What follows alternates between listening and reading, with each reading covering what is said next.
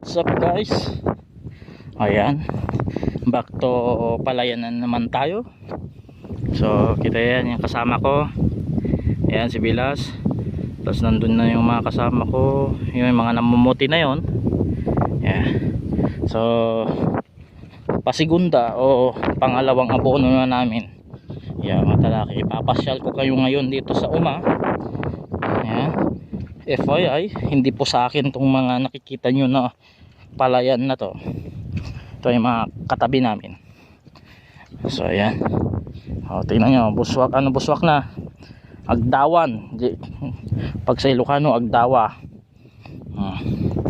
Ayan. So nag-aabono kami. Nasa mahigit 1 hektarya tong abonoan namin ngayon mga kaibigan. Ayan. So mga first week of October hanggang sigurado yan hanggang katapusan ng October, kasagsagan na dito ng gapasan. Ayan. Pero mga itong darating na September mga kaibigan, meron na tayo mga may magpapagapas na gawa ng mga nauna. Yan yung mga hindi sipot o busy noon, kaya nauna sila. Ayan. So ganyan po ang itsura ng ganito po ang itsura ng sabog tanim. Makapal na siya, tapos maganda na, nagbubugag na. Bali ano na yan, bados na po. Siguro mga 1 week pa papakita ko sa inyo sa susunod na part ng ating vlog. Mabuswak na yan, lalabas na yung bunga.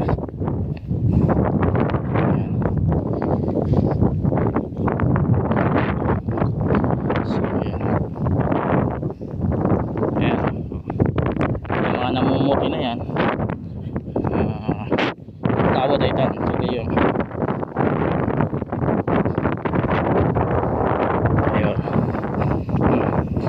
So dalawa po ang nag-aabono sa amin. Ayun po, kung makikita nyo, ayun, pasensya na kayo dahil mahinang nilalang po cellphone ko. Kahit i-zoom natin, hindi masyado abot. Ayan. So ayun, ito. Ayan. Tingnan nyo mga mga farmers, mga kaibigan. Ayan. So ganyan ang itsura niya. So bilog na siya, pwede na siyang abunuan ng pangalawa. Ayan. Mga mga 1 week pa siguro to, na to mabuswak na. Ayan, mabuswak na. Sige, hanggang dito lang mga kaibigan, at i-update ko kayo sa susunod na vlog ko pag namunga na, lalabas ng bunga ng palay na ito. Ingat.